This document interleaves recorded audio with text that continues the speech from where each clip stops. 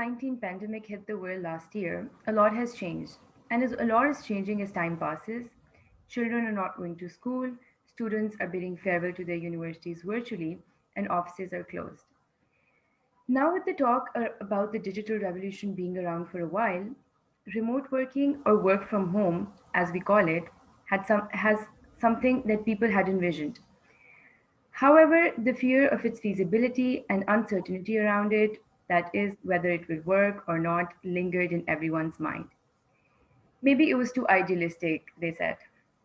However, the COVID 19 pandemic and the lockdowns forced the world to adopt this model, and the vision became a reality. So, how has the virtual shift affected the workforce? What are the possible advantages of such a system? Is remote working the future of corporates in Pakistan? Today, to answer all your questions, I'm here with our very esteemed guest, Sadia Khurram. Thank you, Sadia, for joining us today. Thank you for having me, Halima. So, before we discuss the topic, Sadia, I would like you to introduce yourself to our audience and tell us a little about your experience in the field. Over to you. I'm Sadia Khurram. I currently work at Jazz as President for Products and Marketing for the alums and alumna. I graduated in 1996. I took a sabbatical in 2016. I went to MIT for another MBA in innovation and global leadership this time. Came back, worked with Kareem for about a year, and then joined Jazz again as Chief Customer Experience Officer. And right now I'm working in the marketing domain, and very pleased to be here today discussing this very relevant topic with you, Halima.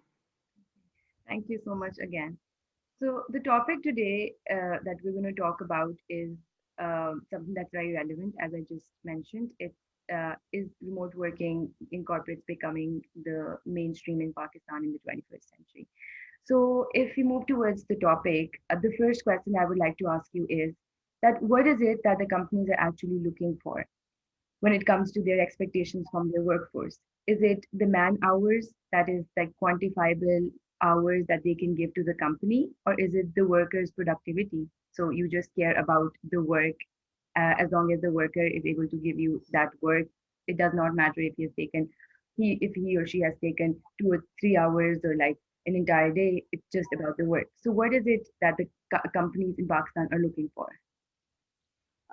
It's a no-brainer, Halima. It's very clearly productivity, output or outcome, depending on the type of job or task that you are working on.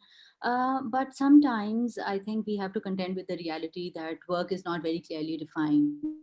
The outcomes are not clearly laid out. For example, there are coordination roles or support roles, and people working in those roles, it's difficult to really tangibly or quantifiably define what success would look like in those roles.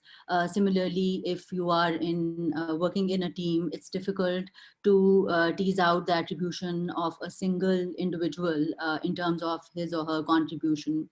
And then there are certain outcomes which are which manifest in the longer term. So they have longer gestation periods. For example, if you talk about team development, or if you talk about learning, or even warming a sale for a complex situation or for a complex solution, it's difficult to measure productivity in the short run.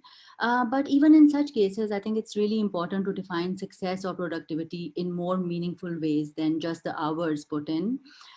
In some cases, man hours do directly translate into productivity. For example, when we talk about manufacturing jobs, or when we talk about very structured, repetitive service jobs, it's easy to equate man hours to the actual work which is produced.